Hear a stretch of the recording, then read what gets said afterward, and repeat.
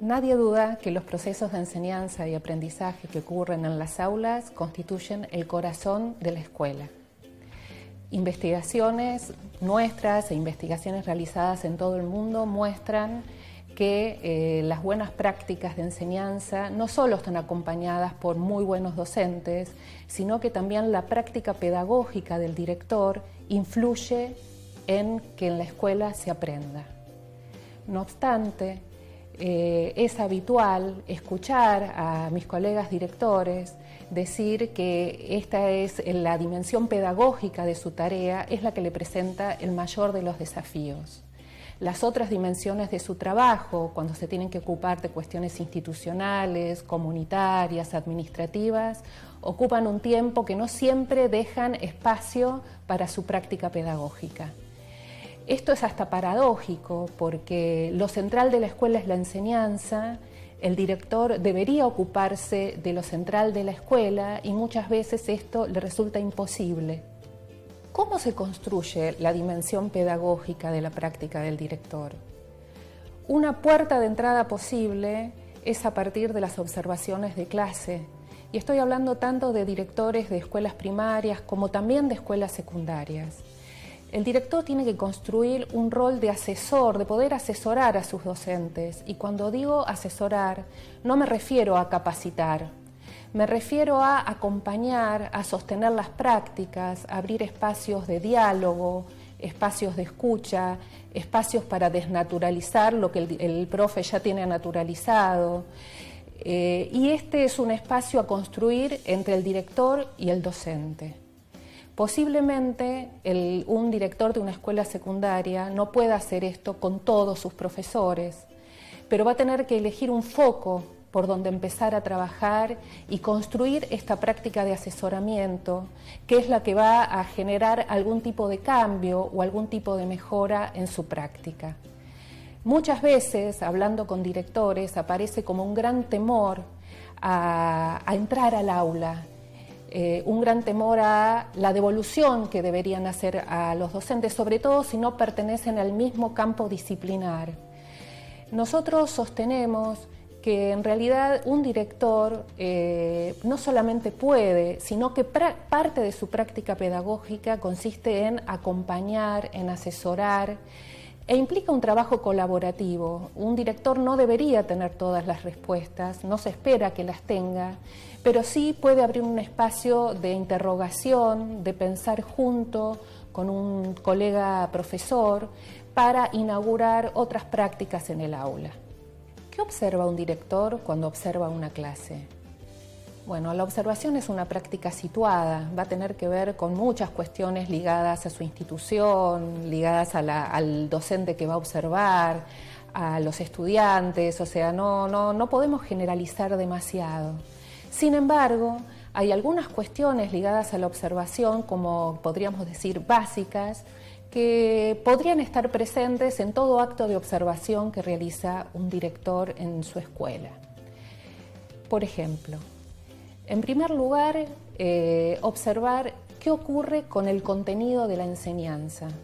Nosotros sabemos que cada acto pedagógico incluye un docente, alumnos y cierto contenido a enseñar. Respecto de ese contenido, la información que circula en el aula tiene que ser clara. Ese es un requisito. Esto no quiere decir que la clase comience con información clara, porque tal vez comienza con una pregunta y recién al final de la clase se llega a aclarar el enigma.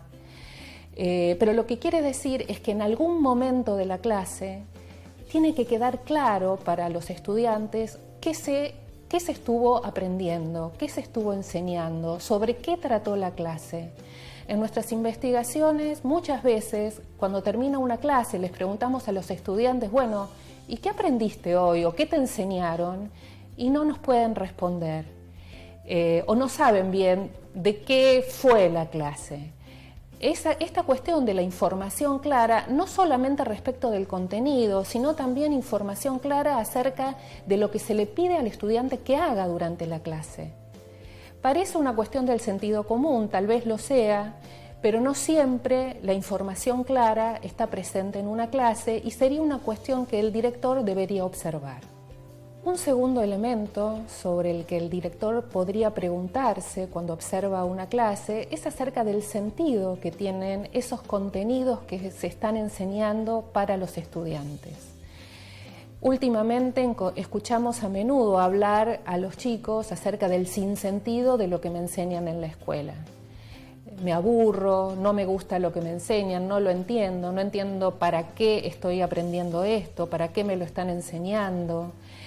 Es un aspecto ligado a la motivación del estudiante. Aquello que se enseña debería tener alguna ligazón con sus intereses, con la vida de los jóvenes, con cuestiones relacionadas con el afuera de la escuela. No siempre en la escuela ocurre esto, no siempre en las clases hay una referencia a algo que le otorgue sentido a lo que se enseña. Esa es una responsabilidad del docente. Sabemos que el docente tiene un mandato curricular que cumplir. El currículum es ley dentro de la escuela. Hay algo que un docente de una escuela de gestión estatal o de gestión privada tiene que enseñar en determinado momento. Sin embargo, también el docente tiene espacios de libertad para planificar, pensando en sus alumnos, pensando en su grupo, pensando en el contexto. Es ahí donde la pregunta del sentido encuentra un lugar. O sea, creo que un trabajo importante del docente es cuando planifica y cuando enseña, pensar en el sentido de aquellos contenidos que enseña para sus alumnos. Un tercer aspecto que el director podría enfocar cuando observa una clase es qué tipo de interacción ocurre dentro del aula. ¿Cómo se da esa interacción? ¿Interactúa el docente con todos sus estudiantes? ¿Interactúan los estudiantes entre sí? ¿Se dirige solamente a un grupo y hay un grupo que siempre permanece aislado? En unas investigaciones que hicimos en la universidad hace poco tiempo, descubrimos una categoría de estudiantes que las llamamos estudiantes invisibles. ¿Por qué? Porque eran estudiantes que no interactuaban con ningún docente. Ningún docente los reclamaba, les preguntaba, les pedía tareas, eran los que quedaban aislados. La interacción o la participación en clase es uno de los rasgos centrales de la inclusión educativa. Creo que es un rasgo esencial que un docente debe tener en cuenta cuando enseña y que un director debe tener en cuenta cuando observa en una clase. O sea, ¿qué tipo de interacción se da? Es una interacción que interroga sobre lo que el estudiante está aprendiendo. Es una interacción que solo ayuda a que el docente continúe con su enseñanza y solo pide una muletilla para avanzar con lo que quiere decir, porque en casi todos los casos se trata de un tiempo que no sobra y de un contenido que es demasiado abundante.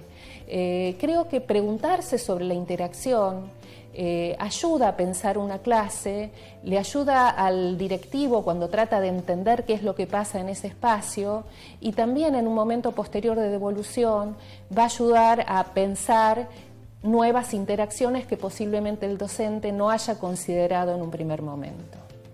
Otra cuestión central a tener en cuenta es en qué tipo de tarea académica están involucrados los estudiantes durante la clase. ¿Qué quiero decir con esto?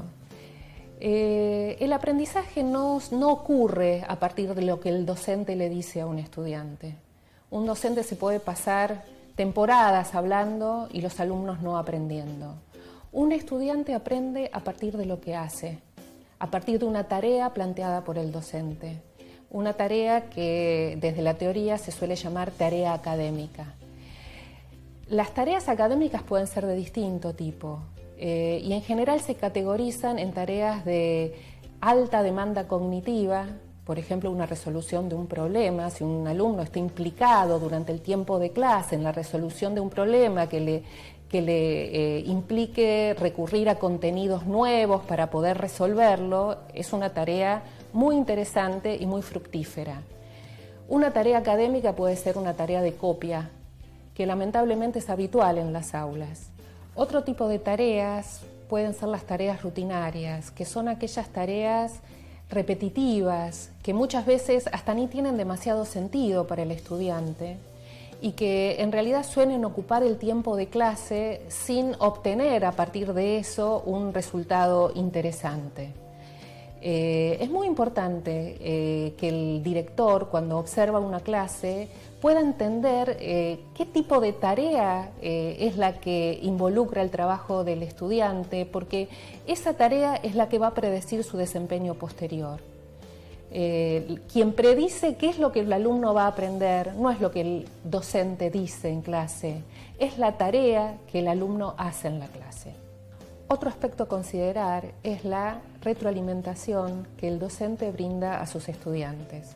Habíamos hablado antes de la interacción. Muchas veces esa interacción tiene como propósito que el docente haga devoluciones a los jóvenes, a los chicos, acerca de lo que van aprendiendo. Estas devoluciones son esenciales. La pregunta que se puede hacer ahí el director es: ¿el profesor realimenta la participación de los estudiantes? ¿Les señala sus errores? ¿Les marca sus aciertos? ¿Los alienta a seguir trabajando? Me parece que eso es un aspecto muy importante de la clase.